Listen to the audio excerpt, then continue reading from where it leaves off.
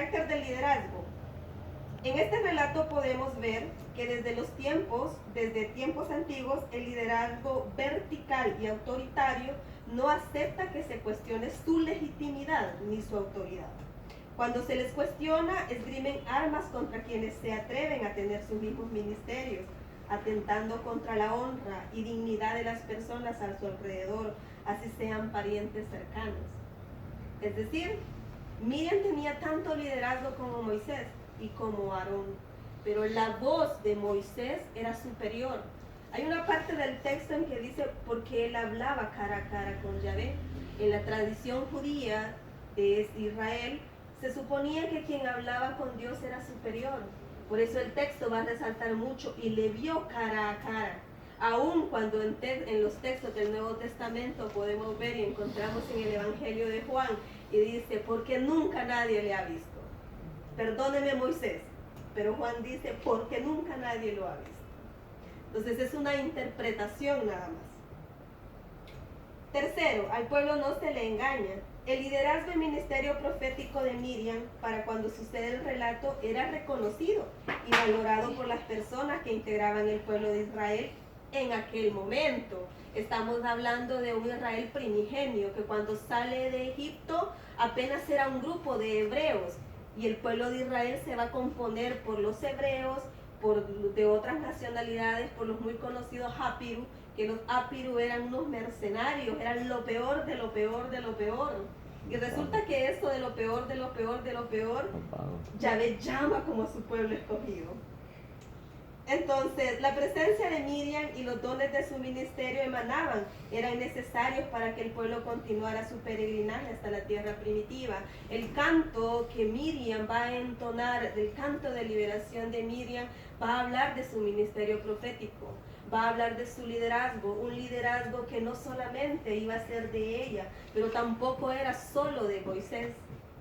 Era un liderazgo conjunto en el que cada uno de los tres hermanos había aportado y seguía aportando para que el Dios de la historia se revelara en esa historia salvífica de Israel.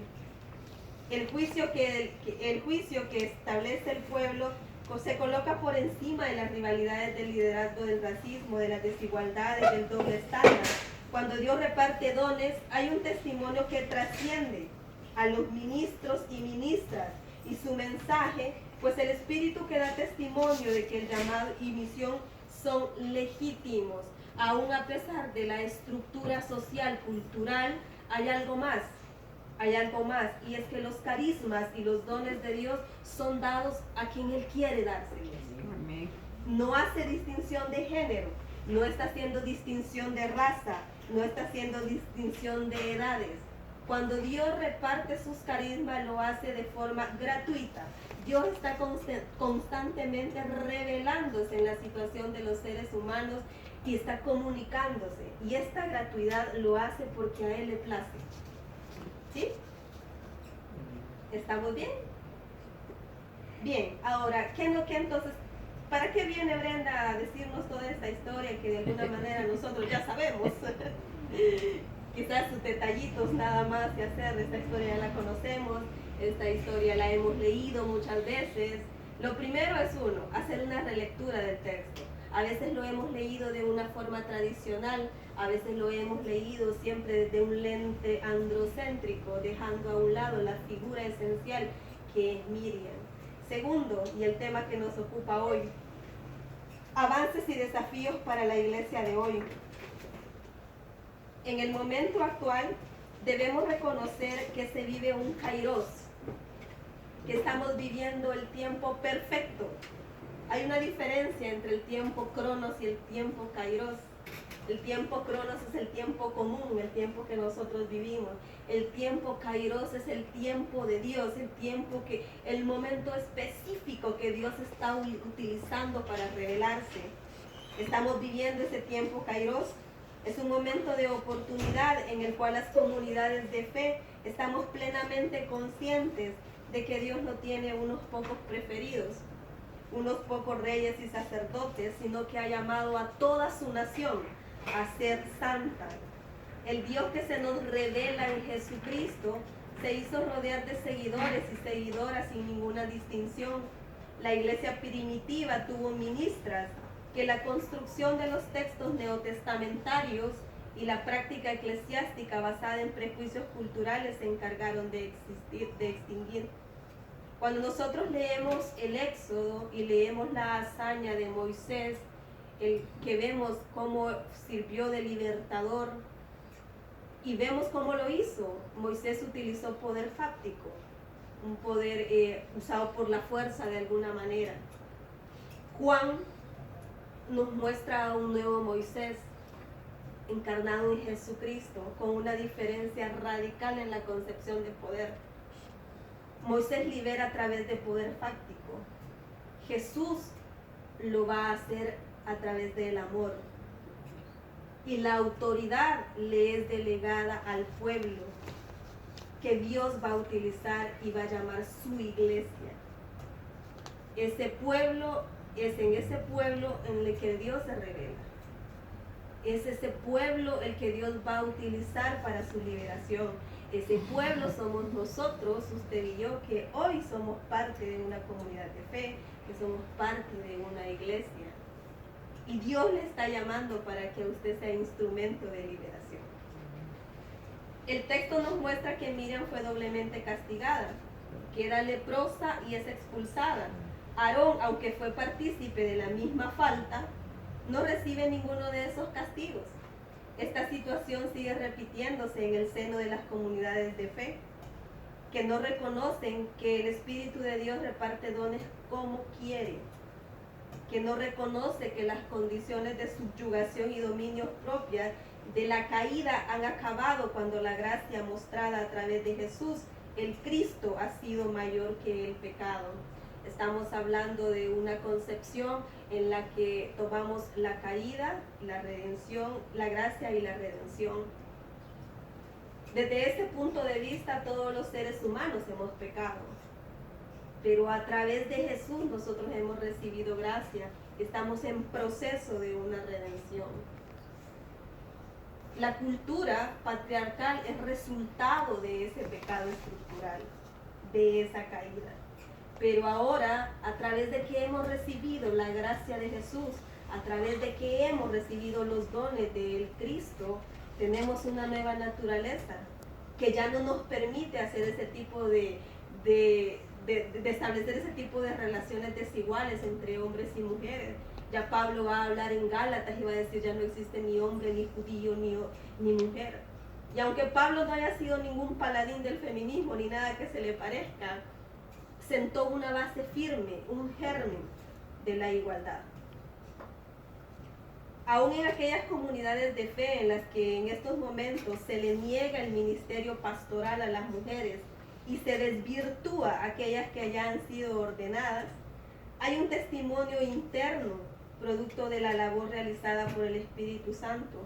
Desde que Dios buscó un pueblo, utilizó a quien Él desea para llevar un mensaje. Usa la vida de hombres y mujeres dispuestos a servirles. Como Miriam, hoy por hoy hay mujeres que dentro de sus comunidades son castigadas y expulsadas por atentar contra el carácter y liderazgo, el discurso religioso basado en la cultura, fenómeno que seguirá siendo un reto para quienes soñamos los mismos sueños de Dios. En nuestro país sí podemos reconocer ciertas confesiones evangélicas que sí reconocen el ministerio pastoral femenino. Sin embargo, aún dentro de estas comunidades en las que sí se es reconocido, existe también esa relación desigual. No es lo mismo la palabra del varón que la de la mujer. Las mujeres muchas veces tenemos que hacer y no muchas veces, siempre tenemos que hacer un doble, un triple esfuerzo para que nuestros dones, para que nuestras habilidades, para que nuestras aptitudes sean consideradas válidas por la cultura patriarcal. No es lo mismo hablar cuando va a hablar el pastor de la iglesia, cuando hacen pasar a la hermana predicadora. Sí. Y aún en estos momentos, y estamos hablando de las iglesias que reconocen el liderazgo de las mujeres, que reconocen como legítimo el ministerio pastoral de las mujeres. No se diga ahora de todas aquellas iglesias que nos tachan de antibíblicas, de liberales, de progresistas, de feminazis. Y toda esta es nuestra realidad. Estamos, hermanos, hermanas, estamos a pasos, años luz de encontrar esa equidad en el ministerio pastoral. Sin embargo, y personalmente, yo no quito el dedo del renglón y tampoco dejo de soñar el sueño de Dios, que es establecer el reino de Dios, en el que cada uno de nosotros va a ser parte, dando un granito de arena. Personalmente creo que el ministerio pastoral es un llamado. Un llamado que no hace distinciones de hombres y mujeres. Un llamado que no hace distinción de edad, que no hace distinción de raza. Es un llamado de servicio. Y me permito leerles este versículo.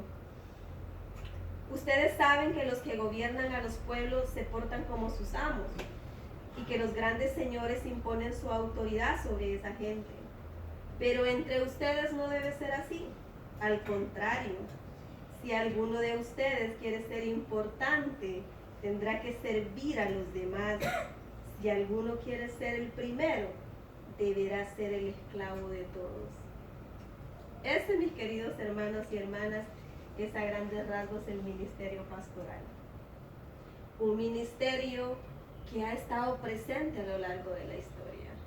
Si queremos decir y establecer la iglesia como tal, aunque Jesús no fundó ninguna iglesia. Pero sí, como seres humanos, estamos llamados a establecer el reino. Como iglesias, ministerios y comunidades de fe, estamos obligados a ser signo y señal del reino de Dios. Y lo vamos a hacer en la medida que nuestro ministerio tenga credibilidad. Y tendrá credibilidad cuando nosotros rompamos todos los estigmas culturales que han permeado nuestra sociedad, nuestras iglesias. Cuando nuestro sacramento final y único y válido sea Jesucristo y la praxis que Él dejó establecida para nosotros que somos su iglesia. Que este mes de marzo, que esta convocatoria que se nos ha permitido hacer desde Semillas de Nueva Creación con la comunidad de mujeres, no pase desapercibida en nuestra reflexión, en nuestros corazones y en nuestra praxis pastoral. Cada uno de nosotros acá que pertenecemos a algún ministerio, ejercemos labor pastoral, como muy bien y acertadamente nos hizo saber hermana Ana Silvia en su intervención pasada. Cada uno de nosotros ejerce pastoral. Pero también, y no es caer en una raya y caer en el mismo cuento de decir, ¿y por qué hablas? Si ya se les son reconocidas las mujeres. Mentira, tristemente. Dentro de nuestras iglesias, con los hermanos y hermanas que nosotros nos relacionamos, todavía nosotras las mujeres seguimos siendo la hermanita, la sierva, la predicadora, la obrera, la mujer virtuosa y sumisa. Muchas veces, hermanos, nos damos cuenta y que cuando nos referimos a mujeres pastoras en función del liderazgo del pastor, pastora porque es esposa del pastor. Este es el liderazgo que nuestras iglesias tienen. Iglesias que predican el amor a Dios, iglesias que predican a Jesucristo. Grandes figuras de nuestro medio que se ensanchan hablando del reino de Dios. Todavía no hemos sido capaces de reconocer la equidad entre hombres y mujeres. No podemos hablar de igualdad cuando existen diferencias físicas, pero sí de equidad y de apertura al llamamiento de Dios. Así como en el texto, el pueblo al final que representa la voz legítima de Dios decide no levantarse hasta que Miriam es sanada Este es el pueblo que ha reconocido y que sigue reconociendo hoy en nuestras iglesias y en nuestras comunidades el obrar del Espíritu Santo. Un obrar del Espíritu Santo que no reconoce género y que Dios da gratuitamente. Es un llamado a reflexionar, es un llamado a seguir soñando, pero también es un llamado a seguir con esta lucha. No una lucha entre géneros, no una lucha con hermanos y hermanas, una lucha por romper esta estructura patriarcal que no daña solo a las mujeres, sino que nos daña a todos en general. Yo sigo soñando y sigo pensando que es posible.